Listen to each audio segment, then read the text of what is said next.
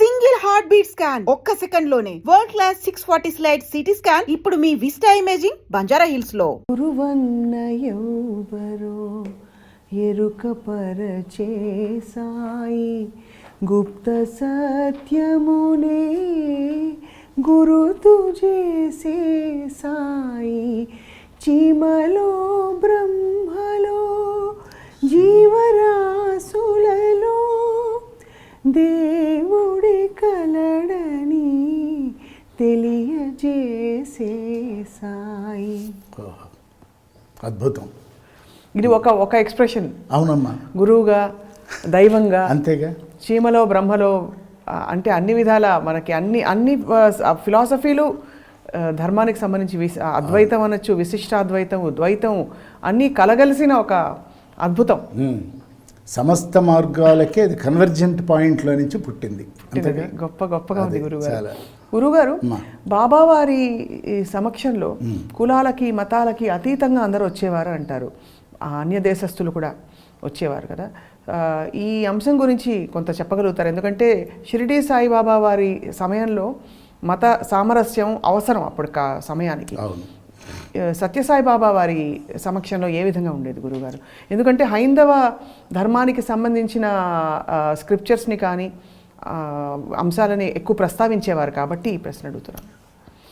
నిజానికి ముందే మనం ఒక మాట అనుకున్నాం, ఏంటంటే వేదం వసుధైక కుటుంబ నిర్మాణం చేయమని అడిగింది. అది అంటే యూనివర్సల్ ఫ్యామిలీ. ఇవాళ యూనివర్సల్ ఫ్యామిలీ అంటే 4 మతాల వాళ్ళని 4 కులాల వాళ్ళని గదిలో పెట్టి మేము వసుధైక కుటుంబం అంటే ఇది కాదు.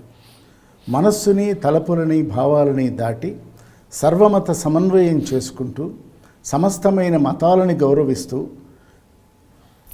ఒకే మార్గంలో పయనించగలిగినట్లయితే, ఆ పయనించడానికి కలిగిన మార్గం ఏమిటని కనుక అర్థం చేసుకున్నట్లయితే, బాబా గారి సందర్భంలో వారి సన్నిధిలో కులం అనే మాట నేను వినలేదు.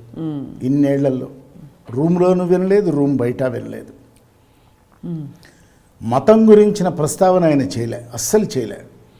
పైగా ఏమన్నారంటే, మతం ఏమున్నది, ఒక మనిషి మతిలో నుంచి పుట్టేదే మతం కదా, ఏముంది దాంట్లో అన్నారు. అలాగే ఇంకొక రెవల్యూషన్ ఏమిటంటే, దీనికి అనుబంధంగా మనం దేవుడు దేవుడు దేవుడు అని ఆకాశంలోకి చూపిస్తాం కదా. ఆయన ఏమన్నారు అంటే, దేవుడనగా వేరు దేశమున లేడు, తాను చేయు పనులయందు తగిలి ఉండు. సింపుల్, అర్థమైపోయింది. మనం దేవుడు అనగానే అది ఒక ప్రత్యేక సింహాసనము, వింజామరులు, గందరగోళం ఇదంతా ఉంది. ఆయన అసలు కుల మతాతీతమైనటువంటి భావనలో వారి సన్నిధిలో 62 నుంచి అంటే 40 మంది వారి చుట్టూ ఉండగా చూసిన నేను 4 లక్షల మంది మధ్యలో వారుండగా కూడా చూశా. అప్పుడు ఎలా ఉన్నారు, ఇప్పుడు అలాగే ఉన్నారు. అసలు no elation, no deflation. He was just like that, untouched. తర్వాత మతాలు అంటారా, మతం చెడ్డది కాదన్నారు ఆయన. మతం అంటే మార్గమే, దాన్ని అక్కడికి వదిలేయండి. మానవతని మించినటువంటి మమతను మించిన మాధుర్యం, మాధుర్యాన్ని మించిన రుచి, రుచిని మించినటువంటి శుచిని మించినటువంటి బతుకు ఉందా అని ప్రశ్నించారు. అబ్బా గురువుగారు ఎంత గొప్పగా చెప్పారండి. ఆ క్రమం మనం అర్థం చేసుకోగలిగితే వీళ్ళందరూ, ఇప్పుడు ఉదాహరణకి అబ్దుల్ కలాం గారు ఉన్నారు. Can you call him a Muslim అమ్మా? Can you call him a Hindu? లేదు. బాబా గారు ఏం చేశారంటే, ఆయన వచ్చిన ప్రకటన ఒకటి చేశారు 14వ ఏట. నేను ఎందుకు వచ్చాను అని 14 ఏళ్ల ఒక బాలుడు వేదోద్ధరణ, ధర్మోద్ధరణ, దీన జనోద్ధరణ, ఇదే ఈ అవతారానికి, లేదా నేను వచ్చిన 3 పనులు నేను చేయటానికి వచ్చానన్నారు. అవతారం మనం అందాం, ఆయన అల్లా పాపం. కాబట్టి వేదోద్ధరణ అనగానే ఆ చతుర్వేదాలను ఉద్ధరించడం మాత్రమే కాదు, ఆధునికమైనటువంటి విద్యకి హ్యూమన్ వాల్యూస్తో కలిపి కనుక చెప్తే అదే ఈ కాలానికి వేదం అన్నారు ఆయన. వేదాలు మంత్ర సమ్మతాలవి, మంత్రాన్ని దాటుదాం, మాటగా మార్చుకుందాం, దాన్ని జీవితంలో ట్రాన్స్లేట్ చేద్దాం, అయిపోయింది. కాబట్టి ఆ వేదోద్ధరణలో భాగంగా ఏమున్నాయి, మనకి భజన సాంప్రదాయం ఉంది, భక్తి సామ్రాజ్యం ఉంది, వీటన్నింటికి ఏం చేశారంటే రోజు శ్రీ సూక్తము, పురుష సూక్తము, నీలా సూక్తము, భూ సూక్తము, అంటే సూక్తాలన్నీ కూడా ప్రశాంతి నిలయంలో ఆనాటి నుంచే వారు ప్రారంభించారు. తర్వాత భజనలు ఉన్నాయంటే అల్లా తుముహో ఈశ్వర్ తుముహో అని పాడించారు ఆయన. ప్రపంచం యాక్సెప్ట్ చేసింది. ఎందుకు యాక్సెప్ట్ చేసిందంటే పరమత సహనానికి ఒక పరాకాష్ట సత్యసాయి భగవానుడు. అసలు ఆయన దాని గురించి పట్టించుకోలే. కోర్బీ అని ఒక ప్రొఫెసర్ ఫ్రమ్ మహారాష్ట్ర వచ్చి ఆయన దగ్గర పనిచేశారు. ఈజ్ అ ముస్లిం. చేస్తే ఆయన అన్నారు, బాబా నేను మీ దగ్గర కూడా జీతం తీసుకోవటం న్యాయం కాదు, ఎంతో ప్రపంచానికి సేవ జరుగుతుంది, నన్ను వదిలిపెట్టండి, నేను జీతం తీసుకోను అన్నాను. బాబా ఏమన్నారో తెలుసా, జీతం అనబడేటువంటిది నేను ఇవ్వాలి, అది నా ధర్మం, లౌకిక ధర్మం. జీతం నీ ఒక్కడికి కాదు, నీ కోసం కాదు, నీ కుటుంబం ఎలా బతుకుతుంది కనుక జీతం ఇవ్వాలి. కనుక నీ కుటుంబ ధర్మాన్ని నువ్వు పాటించకపోతే నేను కారణం అవుతా, కనుక నువ్వు జీతం తీసుకోమన్నారు. వెరీ ప్రాక్టికల్, అంతే కదా. ఇప్పుడు మనందరం మంత్లీ శాలరీ అనుకుందాం, ఎవరి కోసం? అంతా మన కోసం కాదు, అసలు దాంట్లో మందే ఉండదు. అవును, ఆ కుటుంబం భద్రంగా హాయిగా బతకాలని, ప్రశాంతంగా ఉండాలని కదా. ఇది ఆయన ప్రాక్టికల్ చేశారు. అంటే అది ప్రాక్టికల్ ఫిలాసఫీ, మనం అనుష్ఠాన వేదాంతం అనే మాట వాడుతుంటాం కదా, దాన్ని ఆయన ఆచరించారు. అందువలన కులము మతము ఈ జాడ్యం అక్కడ లేదమ్మా. చైనీస్ బాయ్స్ యంగ్స్టర్స్ వచ్చి త్యాగరాజస్వామి కృతులు పాడారు. అవును, నాకు తెలుసుగా, అది పాడారు. ఇది ఈవేళ పాడి ఉండొచ్చు, కానీ అది వారు ఉన్న టైంలోనే ట్రైనింగ్ అలా ఇచ్చారు. తర్వాత వేదాలు అన్నీ కూడా 8 సంవత్సరాలు రాకుండానే మన పిల్లలకందరికీ కూడా నేర్పారు. ఇంకొకటి అంటే రివల్యూషనరీ ఆస్పెక్ట్ చెప్తున్నాను. గాయత్రి మంత్రం ఆడవాళ్ళు చదవకూడదు. ఇది నేను ఒక ఇంటరాక్షన్లో నాతోనే చెప్పిన మాట, ఈవేళ ప్రపంచానికి చెప్తున్నా. గాయత్రి మంత్రం ఆడవాళ్ళు చదవకూడదని మనకంటే ముందు వచ్చిన పెద్దలు చాలామంది పండితులు అలా చేయకూడదండి, వాళ్ళు అలా చేయకూడదు, వాళ్ళకి చాలా కష్టం, వేదం వాళ్ళు నేర్చుకోకూడదు, ఇవన్నీ చెప్పారు. స్వామి అన్నారు, మరి వేదాన్ని వేదమాత అని ఎందుకు అంటున్నారు? వేద పురుషుడనే ఒక చోట ఆగచ్చు కదా, వేదమాత అని ఎందుకు అంటున్నారంటే అక్కడ మాత అంటే నువ్వు చెప్పుకునే బయలాజికల్ మదర్ కాదు, మాత అంటే మూలము అని అర్థం. నీ మూలం ఏమిటంటే నీ తల్లి, నీ మూలం. అవును, నీ ఆయువు నీ తల్లి, నీలో ఉన్న సంస్కారం నీ తల్లి, అదొక పర్సంటేజ్. కాబట్టి వేదమాత అంటే వేద మూలము గ్రహించమని అర్థం. వేద పురుష అంటే అభివ్యక్తమైంది, మేనిఫెస్ట్ అయింది. వేదం ఈ రూపంలో ఒక మంత్రంగా, గానంగా, సామవేదం అంతా గానం కదా, అవును, ఋగ్వేదం అంతా మాట కదా, యజుర్వేదం అంతా కర్మకాండ కదా. మరి ఈ 3 ఆట మాట పాట 3, ఈ 3 లేకుండా ఎట్లా ఉన్నాయి? ప్రపంచం 3ంటితో నడవాలి కదా అని ఇట్లా ఆయన చేసి, ఈవెన్ ముస్లిమ్స్, జోరాస్ట్రియన్స్ వాళ్ళు అగ్ని పూజ చేస్తారు, వాళ్ళకి అగ్నే దైవం. అది కాదా అంటే అవును, మన పూజల్లో కూడా, మన కైంకర్యంలో కూడా హారతి ఇవ్వకుండా లేదుగా, అవును, జ్యోతి ప్రకాశనం చేయకుండా లేదుగా. ఇక్కడ ఓ మాట చెప్పాలి, మామూలుగా సాంస్కృతిక కార్యక్రమాలు మనకి ఇన్విటేషన్స్ పుంఖానుపుంఖంగా వస్తుంటాయి. జ్యోతి ప్రజ్వలనము అని రాస్తారు, జ్యోతి ప్రకాశనం అనే పదం వాడాలన్నారు. ప్రజ్వలన అంటే మంచిది కాదు, అది హార్ష్. కాబట్టి ఇవన్నీ కూడా చాలా బేసిక్గా ఉన్నటువంటి ఆ వేద మూలాలన్నీ కూడా చాలా సునాయాసంగా అచ్చమైన తెలుగులో ఆయన చెప్పారు. కాబట్టి భజన సాంప్రదాయం కానీ, వేద పఠనం కానీ, వేద శ్రవణం కానీ, గాయత్రి విషయానికి వచ్చేప్పటికీ ఆయన అసలు నిర్ద్వంద్వంగా ఒక మాట చెప్పారు, అసలు గాయత్రియే అమ్మవారి స్వరూపం, ఆమె స్త్రీ స్వరూపం. స్త్రీ స్వరూపాన్ని స్త్రీ ఉపాసించకూడదని ఎవరు చెప్పారు? గాయత్రి అంటే మీరు చెప్పుకునేటువంటి ఓం భూర్భువః స్వః అదేనా? కాదు కదా. గాయత్రి, సావిత్రి, సరస్వతి 3 ఉన్నాయి. గాయత్రి అంటే శరీరం, త్రికాలంలో ఉండేటువంటి జాగ్రత్త అవస్థలో, నిద్రావస్థలో, సుషుప్తిలో ఉండే శరీరం ఒకటి. సరస్వతి వాక్కు గాయత్రి, నీ ఆయువు, నీ ప్రాణం ఏదైతే ఉన్నదో అది సావిత్రి. కాబట్టి ఈ 3 కలిపితే అది గాయత్రి అయింది. ఆహా, ఈ 3 పురుషుల్లో ఎంత ఉన్నాయో స్త్రీలో అంతే ఉన్నాయి. వాళ్ళు పాడవలసిందే, వాళ్ళు అర్థం చేసుకోవలసిందే, చదవవలసిందే అన్నారు. అంటే పైకి కనిపించని ఒక ఆయనకి జెండా పట్టుకోలేదు, రోడ్డు మీదకి వెళ్ళలే, కోటాను కోట్ల భక్తులు మీరందరూ వెళ్ళి ఈ ధర్మాన్ని మీరందరూ కూడా ప్రచారం చేయమన్నారు, ప్రబోధం చేస్తూ ప్రసారం చేయమన్నారు. You transmit through your own life, అంతే. గురుగారు చాలా ఒక ఫినామినన్ విషయంలో ఆ ఫినామినన్ని పరిధుల్లో మనం బంధించే ప్రయత్నం చేసినా అది విఫలం అవుతాం బహుశా. కరెక్ట్. కానీ ఇన్ని కోట్ల మంది అక్కడికి వచ్చినప్పుడు ఏదో జరిగిపోతుంది, ఒక ట్రాన్స్ఫర్మేషన్ అని ఎక్స్పీరియన్స్ చేసిన సందర్భాలు ఉన్నాయి. అది ఎలా జరిగి ఉంటుంది గురుగారు? అంటే అది వారి భక్త, బాబావారి కటాక్షమా? మనం రెండు అనుకోవద్దమ్మా. అనుకోవద్దు. అదేంటంటే ఆవరణ ప్రభావం అని ఉంటుంది. మల విక్షేప ఆవరణ.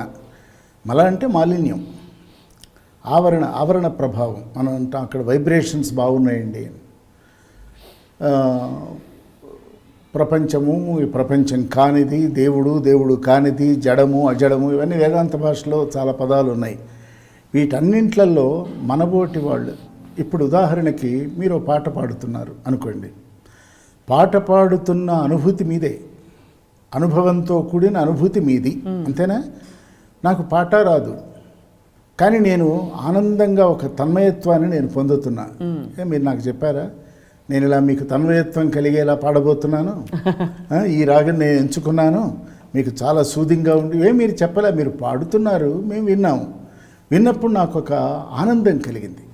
అది అనుభవాన్ని మించి, అనుభూతిని మించినటువంటి ఆనంద స్థితి. ఆ ఆనంద స్థితి మీరు నాకేం ఇవ్వాల, నేను మిమ్మల్ని అడగల.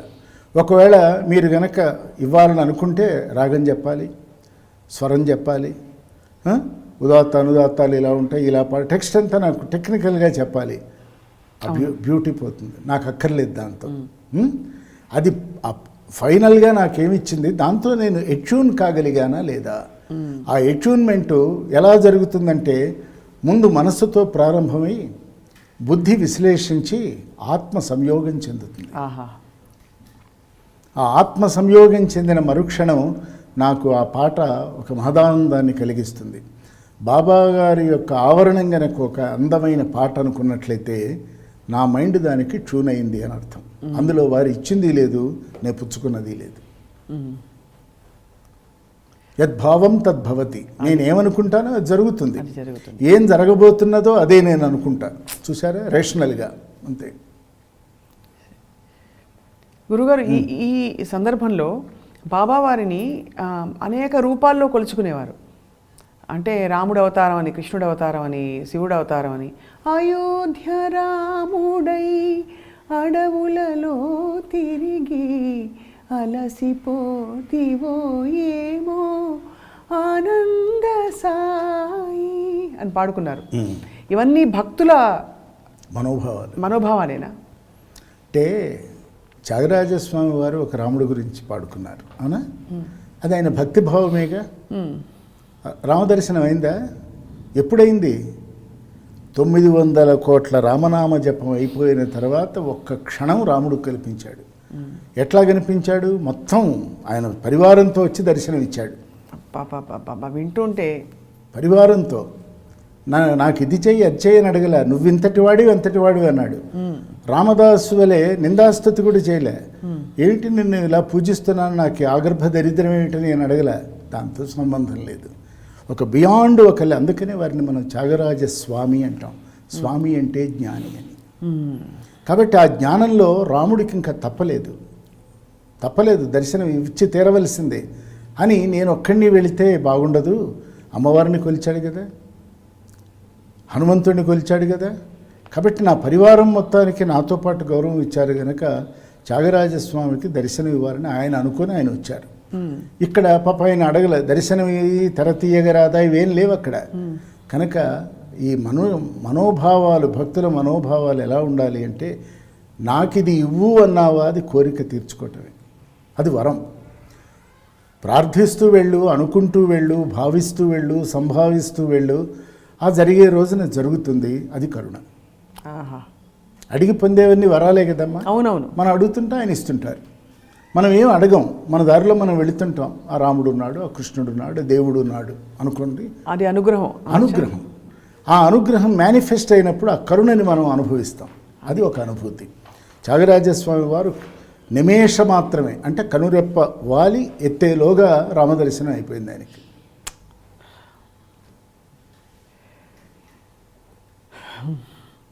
గురుగారు, మొదటిసారి 12 సంవత్సరాల వయసులో మీకు పిలుపు వచ్చింది. ఆ తర్వాత మీరు అక్కడ ఉండి వెళ్ళిపోయి ఇంటికి తిరిగి మీ చదువుని కొనసాగించారు. ఆ తర్వాత పునర్దర్శనం వారి పిలుపుతోనే అయిందా? మంచి ప్రశ్న. మళ్ళీ ఆ రోజున వీడ్కోలు అంటే నన్ను పంపిస్తూ ఇంకొక చిన్న విషయం మీకు చెప్పాలి. ఇది చరిత్రలో చాలా అవసరమైంది. 3 రోజులు 62లో ఎక్కడున్నాను అని కదా. 12 ఏళ్ల పిల్లవాడు. పుట్టపర్తిలో హోటల్స్ ఉన్నాయా? పెద్ద పెద్ద మందిరాలు ఉన్నాయా? ఏం లేవు. చెట్లు ఉన్నాయి. చెట్ల కింద పడుకునేవాళ్ళు భక్తులు. కానీ నా అదృష్టం, ఈ మాట్లాడుతూ ఉన్నప్పుడు వారు నాకు చెప్పిన మొట్టమొదటి శ్లోకాన్ని కూడా వాళ్ళు గుర్తు చేసుకోవాలి. అది ఎంత రెలవెంటో ఇప్పుడు అర్థమవుతుందన్నమాట. అనన్యాశ్చింతయంతో మాం ఏ జనా పర్యుపాసతే తేషాం నిత్యాభియుక్తానాం యోగక్షేమం వహామ్యహం అని ఇలా అనలే ఆయన, చదివారు. భగవద్గీతలో ఈ శ్లోకం భక్తి ఉండాలి, అది అనన్య భక్తి ఉండాలి. భక్తి కంటే అనన్య చింతన ఉండాలి. భక్తి మన షెడ్యూల్లో 1/2 గంట అంతే కదా. 24 గంటల్లో this is my puja time అంటుంటాం, వింటుంటాం మాటలు. ఈ పూజా టైం 12 నిమిషాల్లో అయిపోయింది. నా ధ్యానం టైం 2 గంటలు అయిపోయింది. లేకపోతే నేను నా వర్కింగ్ అవర్స్ అన్నీ మనం పెట్టుకున్నవే. ఇక్కడ చింతన, ఇది నిరంతర చింతన. ఇదొక అనాహత నాదం, లోపల కనిపిస్తుంది, బయట ఉండేది కాదు. అటువంటి దానిలో బాబాగారు అనన్యాశ్చింతయంతో మాం ఏ జనా పర్యుపాసతే, ఇటువంటి భావనతో నన్ను ఎవరు ఉపాసన చేస్తారో, చేస్తూ ఏదో నిన్న చేసి ఇవాళ ఏకాదశి, భీష్మ ఏకాదశో తొలి ఏకాదశో మనం పెట్టుకుంటాం. ఏకాదశి ఉత్తమమైన రోజు అంటే ద్వాదశి కానట్టు, త్రయోదశి అసలే కానట్టు కదా. ఇవన్నీ మనం సృష్టించుకున్నవి. తేషాం నిత్యాభియుక్తానాం, ఎవరైతే ఈ అనన్య చింతనతో అన్ని వేళలా అన్ని క్షణాలలో నాతో కూడి ఉంటారో వారి యోగక్షేమాలు నేను వహిస్తాను అన్నారు. అటువంటి వాళ్ళకే యోగక్షేమాలు లభిస్తాయి. యోగము అంటే భగవంతుడితో కూడి ఉండటం యోగం. క్షేమము అంటే మర్యాదగా బతకటం నా దృష్టిలో. అంతే, ఈ రెండే. క్షేమం అంటే నాట్ ఎమాసింగ్ వెల్త్ ఆర్ నాలెడ్జ్, అవన్నీ చాలా చిన్న విషయాలు. క్షేమం అంటే నేను క్షేమంగా ఉండటం, అంటే ప్రపంచ క్షేమంలో నేను భాగం కావటమే. కాబట్టి ఇవన్నీ జరిగినప్పుడు బాబా గారు ఏం చేశారంటే, మరి వెళ్ళాను 11:30 అయిందన్నాను. చేతిలో హల్వా, కాస్త వెనక్కి వెళితే తినాలి, తినటానికి లేదు, అది ఇచ్చిందేదో తిన్నాం, అదే ఆకలి తీర్చేది కాదు. అలా చూశారు. ఒక ఆమె కడవ పట్టుకొని నీళ్లు తీసుకొని వెళ్తుంది. ఆమె అప్పటికే బాబాని పొద్దున్నుంచి 20 సార్లు చూసి ఉంటుంది. మళ్ళీ అలా క్రీగంట బాబావారిని అలా భక్తితో చూస్తూ వెళ్తుంటే స్వామి పిలిచారు. ఈశ్వరమ్మ ఎక్కడుంది అని అడిగారు. ఈశ్వరమ్మ అంటే బాబా గారి మదర్. ఇంట్లో అంటే పుట్టపర్తిలో. ఇది ప్రశాంతి నిలయం. ప్రశాంతి నిలయం ఈజ్ డిఫరెంట్ ఫ్రమ్ పుట్టపర్తి. గ్రామంలో ఇంట్లో ఉంది. పిలుచుకొని రా అన్నారు. కడవ అక్కడ పడేసింది, నీళ్ళ కడవ దింపి ఊళ్ళోకి పరిగెత్తుకుని వెళ్ళటం నేను చూశాను. అంటే ఒక్క క్షణం కూడా ఆలస్యం చేయకూడదు అన్నట్టు వెళ్ళింది. ఆమె నెమ్మదిగా తీసుకొచ్చింది. బాబాగారు అప్పుడు ఆమెతో ఏం చెప్పారంటే, ఈ అబ్బాయిని నీకు అప్పగిస్తున్నా, 3 రోజులు నీ దగ్గరే ఉంటాడు. నువ్వేం చేయాలంటే, నువ్వు వండుకునేటువంటి పాత్రలు ఏవి వాడవద్దు, కొత్త పాత్ర తెప్పించుకో. కొద్దిగా అన్నం, కొద్దిగా ముద్దపప్పు, కొద్దిగా నెయ్యి, గడ్డ పెరుగు, ఇవన్నీ మన దగ్గర ఉంటాయిగా. వీటితో 3 రోజులు నువ్వు చూసుకో, నీకు అప్పచెప్తున్నా. ఆమె నన్ను ఒక ప్రసాదంగా భావించి తీసుకువెళ్తూ ఉన్నది. చాలా బ్యూటిఫుల్ సన్నివేశం ఇది. వెళుతుంటే గ్రామంలో కొత్త వాళ్ళు, పిల్లవాడో పెద్దవాడో ఎవరు వచ్చినా ఎవరు ఈయన అనేది ఒక ప్రశ్న ఉంటుంది. ఈ గోడ మీద నుంచి ఈమెను అడుగుతున్నారు. ఊళ్ళో ప్రవేశించి మేము వెళ్తుంటే, ఈశ్వరమ్మ ఎవరి బాబు, ఎవరి అబ్బాయి, ఎవరి, నాకు చెవిపోగులు ఉండేవి అప్పుడు, ఎర్రరాళ్ళు కెంపులు. సరే వెళుతున్నాం.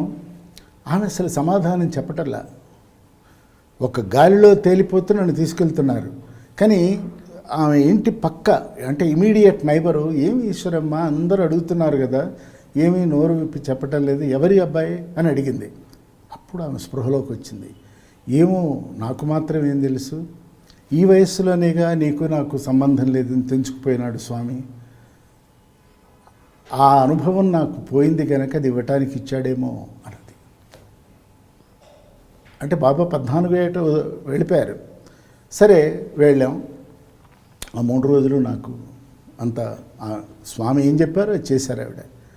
చేసిన తర్వాత 3వ రోజు నువ్వు బయలుదేరాలి, స్కూల్కి వెళ్ళాలి, చదువుకోవాలి, వృద్ధిలోకి రావాలి, దేశానికి మంచి పేరు తేవాలి, తల్లిదండ్రులకు ప్రేమ తేవాలి, ఆ ప్రేమ గౌరవం తేవాలి, ఇవన్నీ చెప్తున్నారు.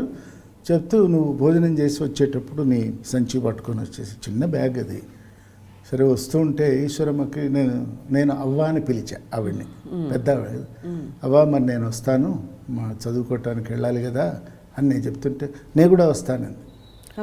ఎందుకు నేను వెళ్తాను, నాకు తెలుసు కదా స్వామి దగ్గరికి వెళ్ళి అటు నుంచి అటు వెళ్ళిపోతానంటే, నీకు స్వామి సంగతి తెలీదు, నువ్వేమో రైలుకి వెళ్ళిపోతావు. ఇంతలోకి ఏమవుతుందంటే నన్ను పిలుస్తారు, నీకు అబ్బాయిని అప్పచెప్పాను ఏమైనాడు, నాకు ఎందుకు అప్పచెప్పలేదంటారు. జవాబు ఉండదు. భద్రంగా ఆయన చేతిలో పెట్టి నేను మళ్ళీ మా ఇంటికి వెళ్తా. అబ్బా, అద్భుత సన్నివేశం ఇది. అప్పుడు అదే అమ్మా ప్రేమ అంటే, దివ్య ప్రేమ అంటే. ఇప్పుడు నాకు బాబా గారికి బ్లడ్ రిలేషన్ లేదు. ఆ క్షణాన నేను చాలా చిన్న పిల్లవాడిని. ఎందుకు ఇంత జాగ్రత్తగా ఎందుకు చూశారంటే, దానికి ఏ పేరు పెట్టుకున్నా అది నేను అనుభవించినటువంటి ఒక యోగం, నేను అనుభవించిన ఒక క్షేమం.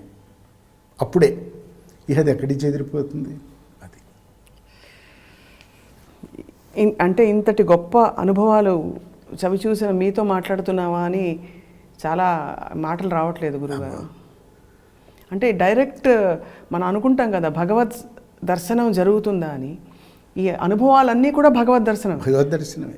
త్యాగరాజస్వామి వారు ఏమడిగారమ్మా, నీకు తెలియంది కాదు రామా, నీ సామ్రాజ్యంలోకి వచ్చే అర్హత నాకుందో లేదో నాకు తెలియదు, కానీ నీ భక్తుల సామ్రాజ్యంలోకి నేను వెళ్ళొచ్చుగా, నాకు ఆ సామ్రాజ్యంలో కాస్త చోటివ్వవా అని అడిగారు ఆయన.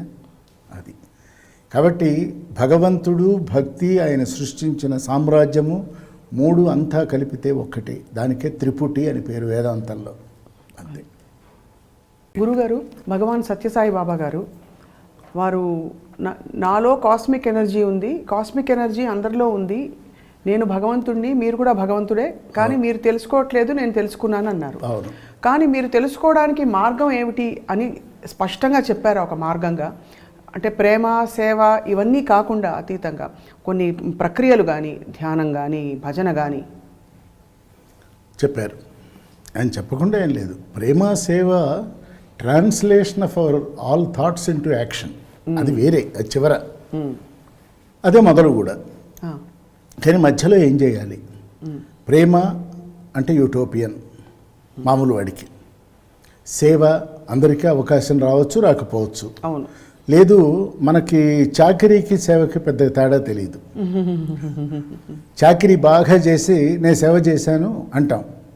సేవ వలన అహంకార మమకారాలు తగ్గి ఉంటాయి. నేను చేస్తున్నాను అని ఉండదు. ప్రేమతో కూడిన సేవ అది కూడా. అప్పుడు ఏమవుతుందంటే, నేను ఏం చేసినా ప్రేమతో, అభిమానంతో, ఇష్టంతో చేస్తున్నా, అంతే కదా. ఇది పక్కన పెడితే మనకు కొన్ని ప్రక్రియలు ఉన్నాయిగా, ధ్యానం అని, యోగం అని, ఇవన్నీ మళ్ళీ అక్కడికి వెళ్ళాలి. ఆయన చాలా ప్రాక్టికల్. ఎట్లా ప్రాక్టికల్ అంటే, ముందు స్వాధ్యాయం చేయండి అన్నారు. స్వాధ్యాయం అంటే ముందు రాముడు కథ, ఒక ఉదాహరణ రామాయణం లేదా భాగవతం, మనకు అవే కదా ప్రమాణాలు. 3వది భగవద్గీత. రామాయణం నువ్వు చదువు, ముందు కథగా చదువు. కథగా ఎందుకు చదవాలి? దేవుడిది కదా అని భయపడకు. ఇది రామాయణ కథ అని వాల్మీకి అన్నాడుగా. సీతాయాశ్చరితం మహత్, సీతాదేవి యొక్క చరిత్ర అన్నాడుగా. పౌలస్య వధ అన్నాడుగా. కాబట్టి 3 ప్రధానమైన పాత్రలు ఎవరంటే రాముడు, సీత, రావణుడు, అంతే కదా. కథగా మీరు చదువుకోండి, కథని ముందు అర్థం చేసుకోండి. Have that imprint in your mind.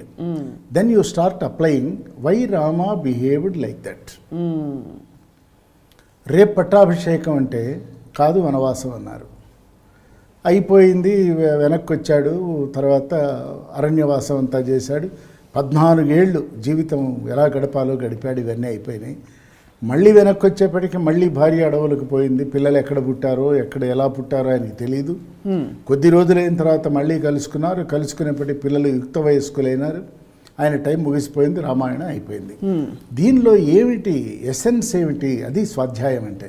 నాకు ఎన్ని పద్యాలు వచ్చు, ఎన్ని శ్లోకాలు వచ్చు కాదు. ఓ మాట అన్నారు, శోకంలో నుంచి పుట్టింది శ్లోకం, శ్లోకం అర్థం కాకపోతే అదే శోకం అన్నారు ఆయన.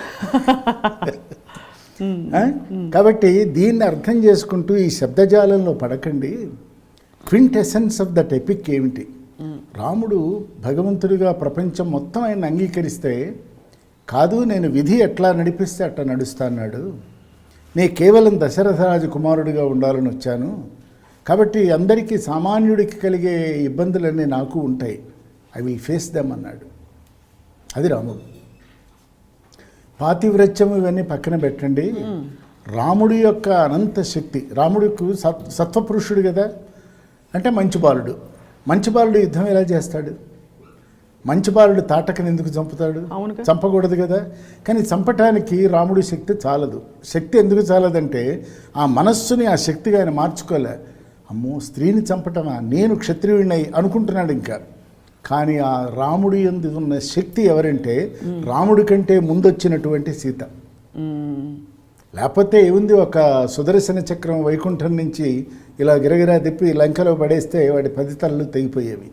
కానీ ఇంత కథ ఎందుకు అంటే మానవుడికి ఒక ప్రామాణికమైన ఆధ్యాత్మిక జీవితాన్ని, ఆధ్యాత్మిక జీవితము లౌకిక జీవితము భిన్నం కాదని, సుఖదుఖాలు రెండు పడుగుపేకలే జీవితంలో ఉంటాయని, సుఖానికి పొంగద్దని దుఃఖానికి కుంగద్దని రామకథ చెప్తుంది. అది గ్రహించండి. ఇక సీతాదేవి తాను శక్తి స్వరూపిణి గనక తనకంటే ముందు, మామూలుగా ప్రవచనకారులు హరికథకులు ఏం చెప్తారు, రావణుడు ఎత్తుకుపోయినాడు అట్లా వింటూనే ఉన్నాం. కానీ ఎత్తుకుపోలే. సీత రావణవధ జరగటానికి ముందే ఆ శక్తి లంకలో ప్రవేశించింది. రాముడికి కావలసిన శక్తి ఎక్కడున్నదంటే శోకము ఎరుగని అశోకవనంలో ఉన్నది. అశోకవనంలో ఉన్న అమ్మవారిని అంటే సీతాదేవిని ఎవరైనా సరే కళాస్వరూపాలలో ఏడుస్తున్నట్టు చూపించారు తప్ప స్థిమిత రూపంలో చూపించారా? అంటే రాముడి కంటే ముందు ఆవిడ అవతారం ఎత్తొచ్చింది. రాముడి కంటే ముందు ఆవిడ అశోకవనానికి చేరుకుంది. రాముడి కంటే ముందు వెళ్ళి రాముడి సంగతి చెప్పింది. ప్రతిరోజు రావణుడు వచ్చి రాముడిని దూషించాడు చాలా భయంకరంగా. దూషిస్తే దాని అన్నింటికీ ఆవిడ సమాధానం ఇచ్చింది. ఇస్తే ఏం చేయలేడు ఆ రాముడు, నన్ను ఏం చేయలేడు అన్నప్పుడు ఆ శక్తి ఏమన్నదో తెలుసా? నీకు తెలియదేమో, కాకాసురుడు అనేటువంటి వాడు నా మీద దాడి చేశాడు చిత్రకూటంలో. ఒక చిన్న గడ్డి పరక తీసి అభిమంత్రించి నీ మీద వదిలితే రావణా నువ్వు మిగలవు, కానీ అది నా పని కాదు, అది రాముడే చేయాలి, కనుక నేను వహిస్తున్నాను భరిస్తున్నాను అన్నది. అంటే జీవితంలో కూడా ఒక స్త్రీ ఎలా ఉండాలి? తనంతట తాను చేయవలసిన పని లేదు, చేయించగలిగిందే శక్తి. శక్తి ఏమీ చేయదు కదా. శక్తి ఒక ఉపాధి ద్వారా చేయబడుతుంది. సీత అనబడే శక్తి రాముడు అనేటువంటి ఉపాధిలో ప్రవేశించి రావణవధకి తీసుకుని వెళ్ళింది. ఇది 2. మీరందరూ రావణాసురుడు చెడ్డవాడని చెప్తున్నారే, కానే కాదు. వాడు ఒక బ్రహ్మలలో ఒకడు, రావణ బ్రహ్మ అంటాం. పౌలస్త్య వంశంలో పుట్టాడు. వీణావాదనంలో యాజ్ఞవల్క్యుణ్ణి మించినవాడు, అష్టదిక్పాలకులని జయించినవాడు, నవగ్రహాలని కైవసం చేసుకున్నవాడు. తర్వాత 9 శివాలయాలలో అంటే 9 శివాలయాలలో ప్రతిరోజు శివాభిషేకం చేసుకున్నవాడు. తల్లి అడిగితే బొందితో కైలాసానికి వెళ్ళి ఈశ్వరుడితో మాట్లాడి ఆత్మలింగాన్ని తెచ్చినవాడు, వేదాధ్యయనం చేసినవాడు, యజ్ఞోపవీతం ధరించినవాడు. కానీ అతడికున్నది వైరభక్తి. ఆ వైరం తెచ్చుకోకపోతే వాడు ఇవాల్వ్ కాలేడు, సాల్వేషన్ లేదు. ఎవరి యందు? తనకు మూలమైన శక్తి అయిన రాముడి యందే వైరం పెట్టుకోవాలి కదా. అవును. మీరంతా అతను సీతమ్మ వారిని ఎత్తుకెళ్ళిపోయాడని మీరు ఏడుస్తూ చెప్తున్నారు, వింటున్న వాళ్ళు ఏడుస్తున్నారు. గ్రహించండి, వాల్మీకి రామాయణం చదవండి. ఎక్కడైనా అతడు అమ్మవారిని తాకాడా? ఎంత మర్యాదగా వాడు దూరంగా ఉండి మాట్లాడి నిందించాడు, ప్రొవోక్ చేశాడు, అంతే. కనుక వైరభక్తి మధురభక్తి 2 ఉన్నాయి. మధుర భక్తితో విమానం ఎక్కి వెళ్ళచ్చు, వైరభక్తితో అతడి చేతి మీదుగా విమానం ఎక్కి వెళ్ళవచ్చు. ఆహా, ఇది ఈ అంతరార్థం. ఇవన్నీ స్వాధ్యాయం అంటే అదమ్మా. అంతేగా నాకు సుందరకాండ మొత్తం నోటికొచ్చు, ప్రయోజనం ఏమిటి? What is that you got out of it? స్వాధ్యాయం ఒక మార్గం చెప్పారు. తర్వాత ధ్యానం చేయమన్నారు. అయితే నిత్య ప్రార్థన ఒకటి చేయమన్నారు. నిద్ర లేవగానే ఏదో మనం కరాగ్రే వసతే లక్ష్మి అవన్నీ మామూలు, ఏదో నువ్వు ఇవాళ బాగా జరిగేట్టు చూడు, లాభం వచ్చేట్టు చూడు, నష్టం రాకుండా చూడు, ఇది కాదు. సమస్త లోకా సుఖినో భవంతు, అదే ప్రార్థన, ఇంకేం లేదన్నారు ఆయన. 14 కనపడుతున్న ఈ లోకము, కనపడవి 13 లోకాలు ఉన్నాయి, అవన్నీ కూడా సుఖంగా ఉండుగాక. ఎందుకంటే ఒక వ్యక్తి యొక్క ఆనందం ప్రపంచపు యొక్క ఆనందం కాదు. ప్రపంచమంతా ఆనందంగా ఉంటే ఒక వ్యక్తికి ఆనందం భాగం అవుతుంది, అంతే కదా? అంతే. కనుక మీరు ప్రార్థన చేయండి, స్వాధ్యాయం చేయండి, ధ్యానంలో ఉండండి. ధ్యానంలో ఎంతసేపు ఉండాలి? దానికి మాత్రలు తన్మాత్రలు లెక్క వేసి 28 నిమిషాల 44 సెకండ్లు మించి మీ ధ్యానము చేయలేరు. గంటలు గంటలు జరిగేది కాదు అని చమత్కారంగా ఏమన్నారంటే 28 నిమిషాల 44 సెకండ్లు, సేఫ్ హాఫ్ అన్ అవర్. అప్పటి వరకు జరిగేదంతా ధ్యానమే నీ లోపల. అది ఎరుకకి దారి తీయాలి. ఆ అరగంట దాటితే నువ్వు కంటిన్యూ చేస్తున్నావు కదా. అంటే జీవితంలో కూడా ప్రేమించటం వేరు, ప్రేమించవలసి రావటం దురదృష్టం కదా. అది చాలా బలవంతం. ఈ ధ్యానం కూడా అంతే. ధ్యానంలో ఉండటం వేరు, ధ్యానం చేయవలసి రావటం వేరు. ఈ రెండోది వద్దు. ఎందుకనంటే ఈ 28 నిమిషాల 44 సెకండ్ల తర్వాత ఎరుక రాకపోగా గురక మిగులుతుంది అని చమత్కారం చేశారు.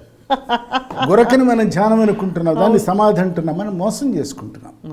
అయితే ఆయన ఈ మాట అనకుండా అంతవరకు చాలు. మీరు చేయవలసిన పనులు చాలా ఉన్నాయి. కుటుంబం ఉంది, పిల్లలు ఉన్నారు, పెద్దలు ఉన్నారు, సమాజం ఉంది, బాధ్యతలు ఉన్నాయి. అవన్నీ మీరు ధ్యానంలోనే గడిపేస్తే ఎట్లా? ఒక అరగంట అది మీతో మీరు ఉండండి, మీ లోపల మీరు ఉండండి. అక్కడ ఏ ఆలోచన లేకుండా పెట్టుకోండి. బ్రహ్మముహూర్తంలో బెస్ట్ పార్ట్ ఆఫ్ టైం అని మనం అందరం చెప్తూ ఉంటాం. నేను అర్థం చేసుకున్నది, నేను ఈ క్షణానికి పాటించేది కూడా ఒక్కటే. ఆ అవర్స్ అంటాను చూడండి, దాన్ని ఆ బ్రహ్మముహూర్తంలో నేను లేచాను, ప్రాక్టీస్ ప్రకారం లేచా. అప్పుడు నాకు ఈ ప్రపంచంతో సంబంధం లేదు. నేను ఏదైనా సంబంధం పెట్టుకుందామన్నా ఆ ప్రపంచం సిద్ధంగా లేదు. తెల్లవారాక మాట్లాడండి అంటారు, అంతేనా? ప్రపంచం కూడా నా జోలికి రాదు, ఎందుకంటే అది ఇంకా మేలుకోలేదు గనక. కాబట్టి ప్రపంచానికి నేను అక్కర్లేదు, నాకు ఈ ప్రపంచం అక్కర్లేదు. ఈ సమయమే నాలో నేను ఉండగలిగిన సమయం కాబట్టి నేను ధ్యానం అరగంట నేను ఉంటా దాంట్లో. ఇది రెండోది. ఇక యోగా అంటే ఏరోబిక్స్, జిమ్నాస్టిక్స్ కావు. నాలో భగవంతుడున్నాడు అనేటువంటి ఒక భావన నాలో నిలకడ చెందినప్పుడు, లేదా అందరూ చెప్తున్నారు నీలోనే దేవుడున్నాడు అని కదా, ఆ నాలోనే దేవుడున్నాడని పెద్దవాళ్ళందరూ చెప్తున్నారు కనుక ఆ దేవుడో ఆత్మో ఏమిటో చూద్దాం అని అనుకోవాలంటే నన్ను ముందు నేను విదుల్చుకోవాలి. ఈ రెండు అయిన తర్వాత నాలో ఉన్నటువంటి ఆ జ్యోతి దర్శనాన్ని నేను చేయగలగాలి. అది ఈ రెండు కళ్ళు తోలు కళ్ళతో చూసేది కాదు, అది దాటి చేయాలి. ఆ చేయటానికి నువ్వు ఇదొక ప్రాక్టీస్ చేయాలి. దీనికి నువ్వు కేవలము 8 నిమిషాల టైమే పెట్టుకోమన్నారు, ఇచ్చేయమన్నారు. కానీ నేను యోగాలో ఉన్నాను, నేను ధ్యానంలో ఉన్నాను, నేను పుస్తకం చదువుతున్నాను, స్వాధ్యాయం. ఆ తెల్లవారుజామున లేచినప్పుడే స్వాధ్యాయం చేసుకో, అప్పుడే పుస్తకం చదువుకో, దాని పక్కనే ధ్యానంలో ఉండు, దాని పక్కనే యోగం చేయి. మళ్ళీ 5:30 అవగానే నీ పనిలోకి నువ్వు వచ్చేసే. ఎందుకని? కర్మానుబంధి మనుష్యలోకే. మనందరం ఒక కర్మకి లోబడి పని చేయాలి కదమ్మా. అలాగే ఏ పనైనా సరే అది ఎంత బాగున్నా ఒక సమయానికి ఒక పరిమితికి లోబడి మనం పనులు చేయాలి, అంతేగా? ఇదే చేద్దామంటే ఇంకా చాలా పనులు ఉన్నాయి చేయవలసినవి.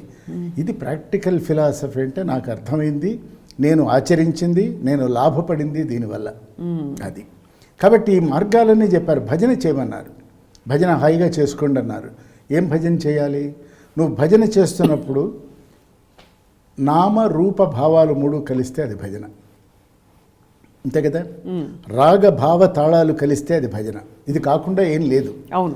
ఆ మూడు అయినప్పుడు నేను ఒక శివుడి మీద భజన పాడుతున్నా, చంద్రశేఖర అంటూ మొదలుపెట్టా. నేను ఆ భజన 3వ స్థాయికి వెళ్ళేప్పటికీ నాకు ఆ శివుడు కనిపించినట్టు నాకు ఒక అనుభూతి కలుగుతుంది. చాలు, కీప్ ఇట్ ఫర్ యువర్. అంటే పూర్తిగా లీనమైపోవడం వల్ల అయిపోవటం అంటే రాగం ఉంది, ఆ రాగానికి తాళం ఉంది, అంటే ఒక సరైనటువంటి గమకం ఉంది. ఆ భావనే భగవంతుగా ఉంది. ఏది మన బృహదారణ్యకోపనిషత్తు. కాబట్టి ఆ భావన నీకేం కలిగిందంటే శివుడు వచ్చాడు అని, కనిపించాడు అని. కనిపించాడో కనిపించలేదో నీ మనస్సుకి అనుకో. కనిపించలేదు అనుకో నీదే, కనిపించాడు అనుకో నీదే.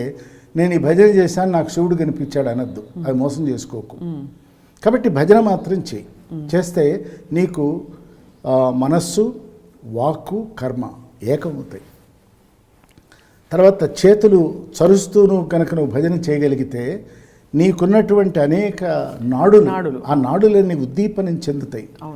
చేసి నీలో ఈ నవనాడులు కాదు, 2,72,000 నాడులు ఉన్నాయి ఈ శరీరంలో. అవి ఆధ్యాత్మిక నాడులు. మెడిసిన్ పట్టుకున్నది 72,000 నాడులే, ఇంకా 2 లక్షలు ఉన్నాయి. అవన్నీ ఉద్దీపనం చెందుతాయి, అవి ఓపెన్ అప్ అవుతాయి. అంటే ఓపెన్ మైండ్ క్రియేట్ అవుతుంది. అంతే కదా.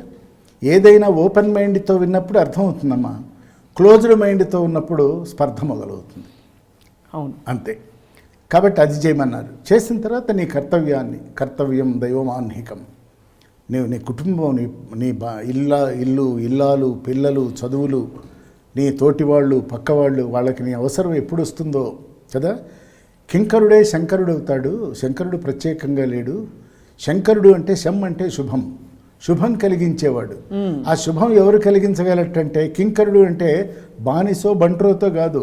కింకరో, నిద్ర లేవగానే ఇవాళ నేనేం చేయాలి, నా ఈ శరీరం, నాకున్న ఆస్తులు, లేదు నాకున్న శక్తి, ఈ ప్రపంచానికి నేను ఎలా వినియోగించాలి అన్నవాడే కింకరుడు అవుతారు. కింకరో శంకరహ. అది కింకరుడే శంకరుడు, సేవకుడే నాయకుడు. సేవకుడు కానివాడు నాయకుడు కాలేడు. కాబట్టి ఇవన్నీ ఒక సమన్వయ సమ్యక్ దృష్టి, కాంప్రహెన్సివ్ అప్రోచ్ టువర్డ్స్ లైఫ్. ఇవన్నీ ప్రక్రియలన్నీ చెప్పారు. సనాతనమైన వైదిక ధర్మంలో ఏవైతే ఉన్నాయో అయితే వాటికి హెవీ డోస్ ఇవ్వలేదు. మీరు ప్రశాంతనానికి వచ్చారు, ఏదో ఇంటికి తాళం పెట్టి ఈ వారం రోజులు మీరు ధ్యానంలో 24/7 ఉండమని చెప్పలే ఆయన. అస్సలు చెప్పలే. ఇంట్లో ఎలా ఉన్నారో ఇక్కడ అలాగే ఉండండి, చక్కగా గొప్పగా ఉంది, హాయిగా ఉండండి, ఈ వాతావరణంలో ఉండండి, మంచి భజనలు వినండి, వేదం వినండి, ఇక్కడ జరుగుతున్నవన్నీ కూడా అర్థం చేసుకోండి. ఇవే చెప్తూ వచ్చారు. కాబట్టి ఆయన చెప్పనిదంటూ ఏం లేదమ్మా. Hi, this is Isha Chavla. This is Manara Chopra. Hi, this is Kartikeya. నేను డైరెక్టర్ తేజ అని. Press the bell icon for more updates. For more such videos, please subscribe to iDream. For more videos, please subscribe to iDreams. For more videos, please subscribe to iDream. And you're watching iDream Media. Please like, share and subscribe to the channel. And don't forget to subscribe to iDream. Please subscribe iDream Media. Do subscribe to iDream. Subscribe to iDream Media. Do subscribe to iDream Media. Don't forget to subscribe. Click on the button below. Don't forget to subscribe to iDream.